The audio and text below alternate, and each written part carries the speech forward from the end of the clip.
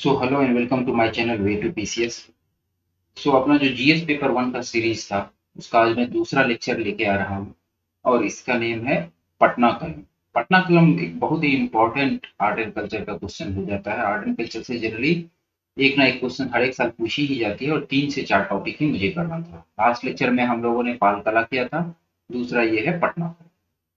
तो यहाँ पे भी लास्ट लेक्चर की तरह मैं हिंदी और इंग्लिश दोनों में लाया हूँ ताकि दोनों मीडियम के स्टूडेंट को बेनिफिट हो सके। और इसका सॉफ्ट कॉपी मैं अपने टेलीग्राम चैनल पे शेयर कर दूंगा, आप वहां से डाउनलोड कर सकते हैं इसको। आप लोगों को अगेन टू वे कम्युनिकेशन हम लोगों का जारी रहेगा। आपको अपने नोट्स पे इसको लिखना है ताकि आपका प्रैक्टिस भी हो जाए और आपका नोट्स भी बन जाए और खुद का जो हैंड रिटन नोट्स होता है वही लास्ट टाइम में आपको सबसे अधिक मदद करेगा। तो आगे बढ़ने से पहले अगर आप मेरे चैनल पे नए हैं तो इसको लाइक शेयर एंड सब्सक्राइब जरूर कीजिएगा ताकि मुझे भी कुछ मोटिवेशन मिलता रहे। तो चलिए हम लोग शुरू करते हैं। इंट्रोडक्शन। तो इंट्रोडक्शन में क्या है कि इस स्टाइल ऑफ पेंटिंग को Indo western style of painting या कंपनी पेंटिंग और कभी कभी तो इसको पटना पेंटिंग के नाम से तो जाना ही जाता है, कभी कभी पुरुष पेंटिंग भी कहा जाता है क्योंकि इसमें जो अधिक से जो ज्यादातर पेंटर थे वो पुरुष ही थे। खैर हम लोग आगे उसको देखेंगे। तो ये है और जनरली इसका टाइम पीरियड जो है वो आप 18th सेंचुरी मिड से लेकर के मिड 20th सेंचुरी तक के बीच में ये चला था। और इसका जो एरिया था वो पटना, दानापुर और आरा का एरिया था। तो इतना जो है ये की वर्ड्स है आपको इंट्रोडक्शन में मिलते हैं। चलिए अब हम लोग डिटेल में इसका स्टडी करते हैं। तो अगर आप हिस्टोरिकल ओरिजिन देखिएगा तो हुआ क्या था कि मुगल एम्पायर में जो जहांगीर थे उन्होंने इन सबों को पैट्रोनस दिए हुए थे, उनका संरक्षण प्राप्त था और उस समय में बहुत अधिक मात्रा में कला जो था वो फला और फूला था, जैसा कि हम लोगों को पता है। लेकिन जब औरंगजेब आए तो औरंगजेब को ये सारा चीज पसंद नहीं था। वो खुद हालांकि वीणा बजा लेते थे लेकिन उनको ये सारा चीज पसंद नहीं था। आर्ट उनको ये सब चीज फालतू लगता था कि एक्स्ट्रा खर्च होता है रॉयल फैमिली का इसके ऊपर। तो उन्होंने इन सबों को हटाना शुरू कर दिया। और जब वहां से लोग हटना शुरू हुए तो बहुत देश के विभिन्न दिशाओं में वो लोग चले गए। कुछ का नाम जो था उस समय में राजपूत पेंटिंग पड़ा, कुछ का पहाड़ी पेंटिंग जो पहाड़ी एरिया में गया था, जो राजस्थान साइड चले गए थे राजपूताना पेंटिंग के नाम से फेमस हुआ। तो उसी में से एक ग्रुप ऐसा था जो कि मुर्शिदाबाद की तरफ मूव किए। आखिर मुर्शिदाबाद ही क्यों मूव किए, तो मुर्शिदाबाद में उस समय में मीर जाफर जो थे वो थ्रोन पे बैठे हुए थे और वो भी जहांगीर की तरह आर्टिस्ट को पैट्रोनेज देते थे, संरक्षण देते थे। तो वो कुछ ग्रुप जो था वो मुर्शिदाबाद के पास चला गया और वहां पे वो रहना शुरू कर दिया और वहां पे पेंटिंग शुरू कर दिया। लेकिन जैसे ही मीर जाफर का डेथ होता है उनका सन जो था मीरान वो फिर से औरंगजेब की तरह ही रिस्ट्रिक्शन इन लोगों पे लगा दिए। तो फिर उन लोगों को कुछ नजर नहीं आ रहा था तो वहां से उन लोगों को नजर पटना आया नजदीक में, जो कि एक व्यापारिक केंद्र था उस समय में। यहाँ पे ब्रिटिश लोग जो थे वो व्यापार का केंद्र बना लिए थे। तो उनको लगा कि क्यों नहीं यहाँ से यहाँ चला जाए ताकि पेंटिंग करके हो सकता है ब्रिटिश लोगों को पसंद आए तो कुछ अपना जीविकोपार्जन हो जाए। तो फिर वो लोग वहां से मूव होकर के पटना चले आए और यहाँ पे रह करके पटना में, आरा में, दानापुर में, इस एरिया में वो लोग सेटल हो गए। और फाइनली वहां पे जो पेंटिंग बनना शुरू हुआ उसी को ही हम लोग पटना कलम पेंटिंग के नाम से जानते हैं। तो ये एक बैकग्राउंड था जो कि मैं आपको दे दिया। फिर फीचर। तो अब इस पेंटिंग का क्या फीचर, तो इस पेंटिंग का जो इम्पोर्टेंट फीचर था वो ये कि यहाँ पे कोई बैकग्राउंड यूज नहीं किया जाता। बहुत लोग ये बोलते हैं कि बैकग्राउंड वो लोग इसलिए नहीं यूज करते थे कि उनको सस्ता, अगर वो बैकग्राउंड बनाते तो उसमें कलर लगता, फिर आर्ट मेहनत लगता, लेबर लगता, तो उनको थोड़ा महंगा बेचना होता। लेकिन चूंकि वो लोग अपना जीविकोपार्जन के लिए ढूंढ रहे थे कि कहीं पे कुछ आसरा मिल जाए तो वो लोग सोचे क्या बैकग्राउंड अगर नहीं यूज करेंगे तो हम लोगों को सस्ता में पेंटिंग बेचेंगे और अधिक मात्रा में ये बिकेगा और ज्यादा सेल होने से हम लोगों की बेनिफिट अधिक होगी। तो वो लोग बैकग्राउंड नहीं यूज करते थे अपनी पेंटिंग में। जनरली उनका पेंटिंग जो होता था वो local life of common people पे डिपेंड करता था क्योंकि जो ब्रिटिश लोग उनका जो मेन ग्राहक था वो रॉयल फैमिली जो ब्रिटिश का था वो लोग और जो भी यहाँ ऑफिसर्स थे या इंडिया का भी जो हायर फैमिली के लोग थे वो लोग। तो उन लोगों को ज्यादा देवी देवता या राजा महाराजा इस सब चीज में लेना देना नहीं था, तो उनको अच्छा और सुंदर देखने में ये कॉमन पीपल का लाइफ जो था थोड़ा ज्यादा पसंद आता था। तो ये लोग उसी स्टाइल में पेंटिंग करना भी शुरू कर दिए। तो वो ये लोग अपने पेंटिंग में लोकल लाइफ को यूज किए।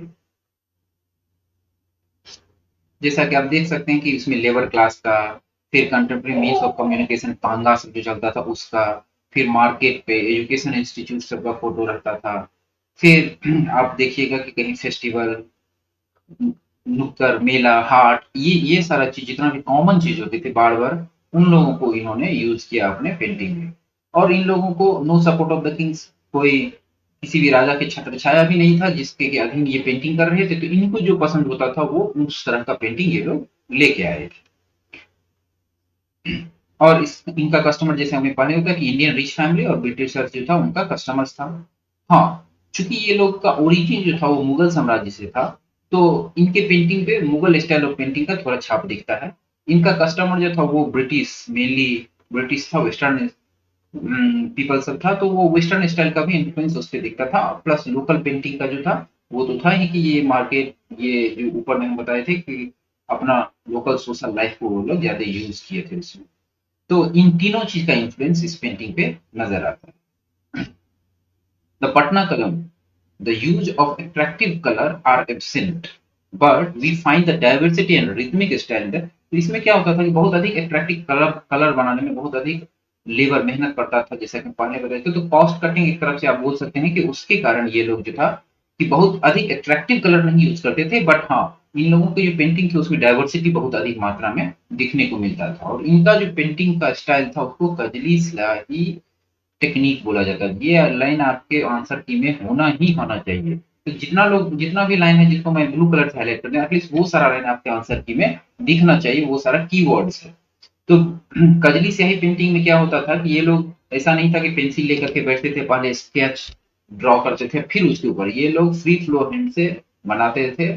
और उस तरह का जो डायरेक्टली ब्रश का यूज करके पेंटिंग बनाया जाता था उसको उस समय में कजली स्याही स्याही टेक्निक बोला जाता है। ओके। ये लोग, इन लोगों का जो इमेज था वो इतना फाइन था कि लग रहा था किसी फोटोग्राफी से बनाया गया है, यानी कैमरा आज के जो मॉडर्न कैमरा होता है उनसे खींचा गया है। क्यों? कि ये लोग बहुत ही माइन्यूटली डिटेल ऑब्जेक्ट का जो है वो ड्रॉ करते थे। आप समझ सकते हैं कि ये गिलहरी की पूंछ का जो पूंछ होता है उसमें जो बाल होते हैं उसको यूज करते थे बहुत फाइन कलर को बर्ड के, पंछियों के पंख बनाने के लिए। आप समझ सकते हैं कितना डिटेल्ड में ये लोग उसका ड्राइंग करते थे, तो वो एक्सेलेंट था। कलर्स जो है वो जनरली रेनी सीजन में प्रिपेयर किया जाता था। इंटरव्यू में इस तरह का क्वेश्चन आपको पूछा जा सकता है कि क्यों रेनी सीजन में किया जा सकता था। क्योंकि उन लोगों को लगता था कि because in the rainy season dust will be less in the environment, environment में डस्ट कम होगा। तो सपोज कि हम येलो बना रहे हैं और उसमें कुछ ग्रीन कलर का डस्ट आ गया तो वो एक दूसरे ही तरह का कलर बन जाएगा। तो उन लोगों को लगता था कि रेनी सीजन में इन्वायरमेंट में हर एक जो है वो सेटल डाउन हो जाता है अर्थ पे। तो अभी जो कलर बनाएंगे वो एक नेचुरल कलर, प्रॉपर कलर के रूप में निकल के आएगा। तो इसीलिए ये लोग कलर जो था वो रेनी सीजन में प्रिपेयर करते थे। मटेरियल जो था वो नेपाली बम्बू, यूरोपा, माइका, एवोरी, यानी देखा गया है कि कागज पे भी बनाता था ये लोग। कभी कभी देखा गया कि माइका पे भी बनाते थे और हाथी के दांत पे भी ये इमेज पाया गया है। तो ये चार चीज आप मेंशन कर दीजिएगा अपने आंसर में। फिर उसी को हम हिंदी में यहाँ दे दिए हैं, आप आराम से इसको पढ़ सकते हैं, स्क्रीनशॉट ले सकते हैं। सब्जेक्ट, सब्जेक्ट का जो थीम था वो कॉमनर्स लाइफ को पहले भी पढ़ चुके हैं हम लोग, और सोशल इवेंट लाइक फेयर, हाट, नुक्कड़, इन सब चीजों को वो दिखाना चाहता था। नेचुरल फ्लोरा फौना, इन सब चीजों को वो दिखाना चाहते थे। टूल जो है, जैसा कि मैं पहले ही बताया था कि टूल में वो आप देख सकते हैं स्क्विरल टेल्स के हॉर्स का जो पूंछ होता है उसका जो बाल होता है उसको यूज किया जाता है फाइन, मतलब बहुत पतला लाइन खींचने के लिए। इन सब चीज का वो लोग यूज करते थे। ठीक है। इवन आप देख सकते हैं ब्रशेस ऑफ 1 और 2 here for very minute work, एक से दो बाल जो था उससे बहुत माइन्यूट वर्क जो होता था उसको वो लोग बनाते थे। पेंसिल सब का यूज नहीं किया जाता था स्केच खींचने के लिए, वो डायरेक्ट ही बनाते थे, इसीलिए उसको कजली स्याही टेक्निक भी बोला जाता है। कलर, हाँ, कलर इन लोगों का बहुत इंपॉर्टेंट है। एक तरीका हम आपको नीचे दिखाएंगे कि येलो कलर वो कैसे बनाते थे। वो इन लोगों का एक अलग तरह से ही कलर बनाने का प्रोसेस था। तो ये बहुत सारा कलर, ग्रीन कलर जो बनाते थे वो ब्लू और येलो को मिक्स करके, येलो कलर जो था रवि हर्टल स्टोन से उसको रगड़ रगड़ के उससे बनाया जाता था। रेड कलर जो है रेड स्टोन से बनाया जाता था। ये जो ऑयल लैंप होता है उसका जो स्याही होता था उससे ब्लैक कलर बनाया जाता था। तो इस सब तरह से कलर बनाया जाता था। और वो लोगों ने कलर को भी नेम दे रखा था। जैसे ग्रीन है उसको हरा माता, हरा हम लोग समझते हैं हिंदी में, तो हरा माता बोला जाता था। ब्राउन वो मूंगफली कलर का होता था उसको मूंगफली बोला जाता था। गोल्डन हरकरी सोना कहा जाता था, रुपहरी सिल्वर कलर को बोला जाता था। तो ये सारा नेम भी उन्होंने दे रखा था। और ये लोग जो येलो कलर बनाते थे, तो येलो कलर कैसे बनाते थे कि वो कौ जो होता है उसको बहुत दिनों तक क्या करते थे कि हल्दी खिलाया जाता था, और हल्दी खिलाने के बाद उनका जो यूरिन होता था, वो जो यूरिन करती थी, उसको इकट्ठा कर लिया जाता था। और कुछ दिनों के बाद जब सारा उसका पार्टिकल सेटल हो जाता था, तो उसको छाँप के निकाल लिया जाता था। फिर जो बचता था, उसको वो लोग येलो कलर बनाता था। तो समझिए कितना मेहनत लगता होगा, कितना टाइम लगता होगा इस तरह के फाइन कलर को निकालने में। और ये एक तरह से फुल्ली नेचुरल कलर था। आप हिंदी में भी देख सकते हैं वो सारा चीज़। हाँ, अब जो फेमस सेंटर था, तो फेमस सेंटर दीवान मोहल्ला, मछरहट्टा, लोधी कटरा, ये सारा जो एरिया था, आड़ा दानापुर, ये फेमस एरिया था जहाँ पे इस तरह की पेंटिंग की जाती थी। और फेमस पेंटर जो इनके थे, वो सेवक राम, हुलास लाल, शिव दयाल लाल, जयराम दास, फकीर चंद, शिवलाल और ईश्वरी प्रसाद वर्मा जो थे, ये लास्ट पेंटर थे। ऐसा माना जाता है कि इनके साथ ही ये आर्ट भी जो है वो एक तरह से डिक्लाइन कर गया। तो ये जो था वो लास्ट यहाँ के रूलर थे। हाँ, सॉरी, लास्ट चित्रकार थे उन समय में। फिर फीमेल, दो नाम आप एटलीस्ट जरूर मेंशन कर दीजिएगा। ऐसे भी इसको मेल पेंटर ही बोला जाता है कि ये जो कला था वो मेल, जनरली मेल के द्वारा बनाया जाता था। बट इन दोनों का, सोना बेबी और डाचो बेबी, इन दोनों का नाम आप जरूर उसमें मेंशन कीजिएगा। और ईश्वरी प्रसाद वर्मा का जरूर आंसर की में मेंशन कीजिएगा कि ये लास्ट जो चित्रकार थे। उसके बाद क्या है कि आप अगर फेमस पेंटिंग, तो कुछ एग्जांपल हम लोगों को जरूर देना चाहिए कि फेमस पेंटिंग उस समय में क्या क्या। तो आप देखिएगा कि जो गोल घर का है, फिश सेलर, ब्लैक स्मिथ, ये सारा चीज तो था ही था। साथ ही साथ दो तीन पेंटर का आप नाम याद रख लीजिएगा कि महादेव लाल, उनके द्वारा जो बनाया गया था रागनी गंधारी, वो एक बहुत ही फेमस पेंटिंग था उस समय के। उसके बाद फिलहाल जो है वो उन्होंने मुस्लिम निकाह को पेंट किया। और एक रागिनी टोडी, इसमें ये दिखा, जनरली इस समय पेंटिंग में ये दिखाया जाता था कि हस्बैंड जो है वो बाहर जाते थे काम करने के लिए, तो वोमेन उनके विरह में कुछ कोई बीना बजा रही है या उस तरह का मार्मिक दृश्य को दिखाया जाता था। और ये सारा उस पेंटिंग में यूज किया जाता। तो इन तीनों नाम को आप एटलीस्ट जरूर मेंशन कीजिएगा अपने आंसर की में, और इन तीनों पेंटिंग का नेम भी जरूर बताइए। एक सर्वे से पता चला है कि बिहार में प्राइवेट आदमी के द्वारा जो है वो 172 इस तरह के पेंटिंग को ओन किया गया है, किया जा रहा है अभी। तो ये सारा चीज आप जरूर मेंशन कर दीजिएगा, इन लोगों का नाम, और हिंदी में भी यहाँ दे दिए हैं, तो वो सारा चीज आप देख लीजिए। अब है कि आखिर ये डिक्लाइन क्यों हो गई। ये आपको आंसर में पूछे नहीं पूछे, आप जरूर ये मेंशन करके आइएगा। डिक्लाइन और वे टू फॉरवर्ड नहीं होगा, तो अगर बॉडी में आप नहीं कर पाइएगा, तो आप एटलीस्ट कंक्लूजन में ये पार्ट जरूर मेंशन कर दीजिए। ओके।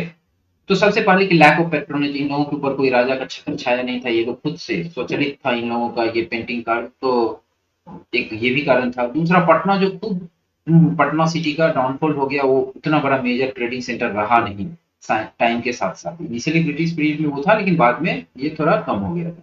दूसरा, ये पेंटिंग स्टाइल जो था वो बहुत ही अधिक लेबोरियस था। जैसे कि आप देखे होंगे कि रेड कलर, येलो कलर निकालने के लिए उसको कॉ को वो टर्मरिक फीड कर रहा था। हो सकता है 10 to 15 डेज उसको कलेक्ट करता हो। तो ये एक तरह से बहुत लेबोरियस था, और फाइन वेरी माइन्यूट डिटेल्स ये लोग दिखाते थे। मार्केट का भी धीरे धीरे, जैसे ही पटना ट्रेडिंग सेंटर के रूप में गिरा, उसके बाद मार्केट का भी इन लोगों को प्रॉब्लम होने लगा। और साथ ही साथ मॉडर्न प्रिंटिंग प्रेस जो हम लोग देखते हैं कि पहला लिथो प्रेस जो है गुलजारबाग पटना में, वहां लगा दिया गया था।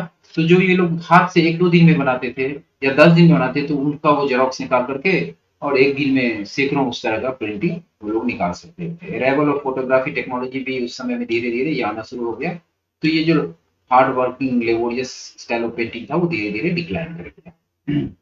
इकोनॉमिक कंडीशन भी आर्टिस्ट का इतना अच्छा था नहीं, तो वो भी दूसरा रोजगार में ढूंढना शुरू कर दिया, और दूसरा रोजगार जैसे ही उन्हें मिला, उन्होंने ये काम करना छोड़ दिया। रिसेंट कंजर्वेशन एफर्ट क्या क्या हुआ है कि बहुत सारा जो पेंटिंग है इसको इन सब जगह पे, पटना म्यूजियम में, खुदाबख्श लाइब्रेरी में, इन सब जगह पे सुरक्षित रखा गया है। वहां पे है चैत्य, ये जो आप देख रहे हैं चैत्याना लाइब्रेरी, गायघाट है पटना में। तो वहां पे भी ये सारा अभी है। आर्ट गैलरी लंदन और म्यूजियम में, वहां पे भी ये सारा चीज है, उसको वहां पे भी कंजर्व करने का कोशिश किया गया। और बिहार गवर्नमेंट की तरफ से एक ब्रिलियंट एफर्ट लाया गया था, कब कि एक ऑफिशियल कैलेंडर लॉन्च किया गया था बिहार गवर्नमेंट की तरफ से 2010 में। और उसमें फर्स्ट टाइम ऐसा था कि इंडिया इंडिपेंडेंस के बाद कि एफर्ट गवर्नमेंट की तरफ से लिया गया कि इसको पॉपुलराइज किया जाए, लोगों के बीच इसको फैलाया। एक आईएएस ऑफिसर हैं चंचल कुमार आईएएस सर, तो उन्होंने एक कॉफी मग टेबल जो होता है कॉफी टेबल बुक निकाला था बिहार की विरासत, जिसमें पटना कलम को उन्होंने प्रदर्शित किया था। इसका जितना भी पेंटिंग है बहुत सारा पेंटिंग को उस कॉफी टेबल पे यूज किया गया था ताकि लोगों में इसके प्रति जागरूकता फैले।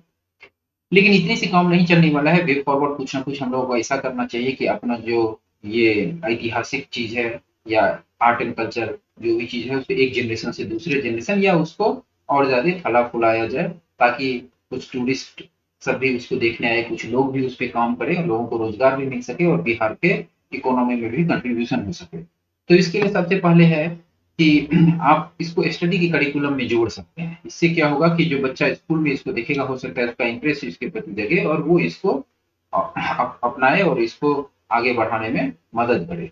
मॉडर्न आर्टिस्ट जो है उन लोगों को भी थोड़ा इस पे ध्यान देना चाहिए कि वो जो अपना कंटेम्प्रेरी आर्ट है उसमें पटना कलम का कुछ एलिमेंट एटलीस्ट दिखाए, ताकि लोग को ये पता रहे कि हाँ पटना कलम पूरा डिक्लाइन नहीं हो गया है और धीरे धीरे लोग इसके प्रति जागरूक हो और फिर से ये रिवाइव हो सके। गवर्नमेंट को भी क्या करना चाहिए कि कुछ इंसेंटिव देना चाहिए आर्टिस्ट को जो पटना कलम में रुचि दिखाते हैं, जो इसको यूज करना चाहते हैं। और फिर इसको ऐसा करना चाहिए कि various means to reach people using e commerce art exhibition, तो आर्ट एग्जीबिशन करना चाहिए ई कॉमर्स पे उनको इसका बोली लगाना चाहिए, उसको बेचना चाहिए। तो गवर्नमेंट को भी थोड़ा बढ़ चढ़ के इसको प्रमोट करना चाहिए। or need to open training centers on Patna Kalam to train modern artists and easily transfer from one generation to another generation. तो इसको एक इसका प्रॉपर ट्रेनिंग सेंटर होना चाहिए जिसकी मदद से इसको मॉडर्न आर्टिस्ट सब सीख सके और फिर इसको one generation to other generation हम लोग इसको प्रोपोगेट कर सकें और ये अपना जो पुराना ऐतिहासिक कला था ये जीवित रह सके। तो ये सारा हुआ कि मैं आपको अभी नोट्स बताया। अब इसको देखने के बाद आप आंसर कैसे लिखेगा वो भी आपको 4 पेज में ही आंसर वहाँ लिखना होता है। तो मैं आपको अपना डेमो दिखाता, हो सकता है मेरा आंसर जो होगा वो बहुत बेस्ट नहीं हो, इससे भी अच्छा लोगों का आंसर हो, बट जो मैं लिखा था वो आपको दिखा रहा हूँ। आप फिर से अपने नोटबुक पे इसको नोट कीजिएगा और नोट करने के बाद 1-2 पेज रख लीजिएगा। जब कोई नया एलिमेंट आपको मिले तो उसमें आप ऐड करते जाइएगा। तो लिखा हुआ है कि bring out the salient feature of the Patna colour. तो आप एक कोट से इसको शुरू कर सकते हैं अगर आप कुछ याद रहे उस समय में। तो जैसा कि रविन्द्रनाथ टैगोर जी लिखा था कि आर्ट क्या है, it is the response of men creative soul to the call of real. फिर आप इसको इसी लाइन को थोड़ा आगे बढ़ा के कर सकते हैं कि ये इमेजिनेशन नहीं होता है, जो इमेजिनेशन जिसको आप कि ये क्या है, the expression of creative imagination of human being and it also recognise the culture of a particular time prevailed in that area. तो पेंटिंग सिर्फ ये नहीं बताता है कि दिखने में अच्छा लग रहा है या आंखों को ये थोड़ा आप समझिए कि अच्छा लग रहा है, ऐसा ही नहीं बल्कि उस समय के सामाजिक राजनीतिक आर्थिक परिदृश्य भी उस पेंटिंग में झलकता है। और एंशियंट टाइम से ही हड़प्पा के समय से आप देखिएगा कि वर्ल्ड क्लास का आर्ट आर्किटेक्चर डेवलप हुआ, पटना कलम भी इसमें से एक था आर्ट में। तो ये सारा चीज लिखने के बाद फिर पटना कलम के बारे में आप आ जाइएगा कि किस एरिया में है, किस किस ये कीवर्ड सब जरूर दिखाइएगा जो आपको हम दिखाए थे इंट्रोडक्शन में वहां पे। और फिर आप ये दिखाइएगा कि ये ब्रिटिश के लाइक हुआ, फिर इसका हिस्टोरिकल ओरिजिन दिखा दीजिएगा कि मुगल डिक्लाइन हुआ। और हो सकता है कि आप ऐसे भी एक इमेज बना करके और इमेज में भी दिखा सकते हैं कि बिहार में किस किस जगह पे ये चल रहा था। और फिर अकबर के समय थी कि ऐसा बोला जाता है कि इस पेंटिंग का रिवाइवल जो हुआ है सबसे पहले शुरुआत हुआ था तो एक मनोहर अनोहरी इन दोनों ने मिलके किया था, फिर जहांगीर के पीरियड में किया, औरंगजेब के पीरियड में किया हुआ, फिर मुर्शिदाबाद गया, फिर पटना। तो आप इस तरह से फ्लो चार्ट बना करके भी दिखा सकते हैं। फिर इसका जो कैरेक्टरिस्टिक है, नो बैकग्राउंड लोकल लाइफ ही खाली दिखाया गया था, कजली स्याही टेक्निक यूज किया गया था, टूल सारा यूज किया गया था, कलर किस किस तरह से प्राप्त किया जाता था, किस कलर का क्या नेम दिया गया था, वो सब। फेमस आर्टिस्ट जरूर बताइएगा और ये जो फीमेल आर्टिस्ट है इनका नाम तो जरूर आप मेंशन कीजिएगा, सोना बीबी, दाचो बीबी। और लास्ट जो था ईश्वरी प्रसाद वर्मा था वो भी आप मेंशन कर दीजिएगा, कुछ एग्जांपल जो है वो डाल दीजिएगा कि कौन सा पेंटिंग किसने बनाया था, कौन कौन सा फेमस, जैसे रागिनी टोडी था, आपको एक मुस्लिम निकाह था, तो वो सारा बताइएगा। फिर काउज ऑफ डिक्लाइन जो है आप देख सकते हैं यहाँ पे इस तरह से भी आप बना करके बता सकते हैं। ताकि अगर आप लाइन बाय लाइन लिखिएगा तो थोड़ा ज्यादा समय लगेगा, ज्यादा टाइम होगा, और इसमें है कि कम समय में कि डाउनफॉल क्यों हुआ, तो lack of market, lack of petrol, वो सारा चीज आप इस तरह से फ्लो चार्ट बना करके डायग्राम बना करके आप दिखा सकते हैं। ओके, और इससे आंसर भी दिखने में अच्छा सुंदर लगता है। तो ये सारा चीज फिर लास्ट में आप अपनी तरफ से कंक्लूजन बैलेंस कंक्लूजन कीजिएगा और लास्ट में थोड़ा वो जो सुझाव था कि जो training e commerce platform training institution हो देना चाहिए, गवर्नमेंट को इंसेंटिव देना चाहिए। तो इससे क्या होगा, सो दैट द पटना कलम can again achieve it's glorious past. तो इस तरह से आप लोगों को हम ये दे दिए, हम अपने टेलीग्राम चैनल पे इसको शेयर कर देंगे। आप चाहेंगे तो वहाँ से जाकर के डाउनलोड कर सकते हैं। अगर आपको मेरा ये एफर्ट अच्छा लगता है, वीडियो किसी भी तरह से पसंद आता है, तो आप लाइक शेयर ज़रूर कीजिएगा। चलिए, थैंक यू वेरी मच।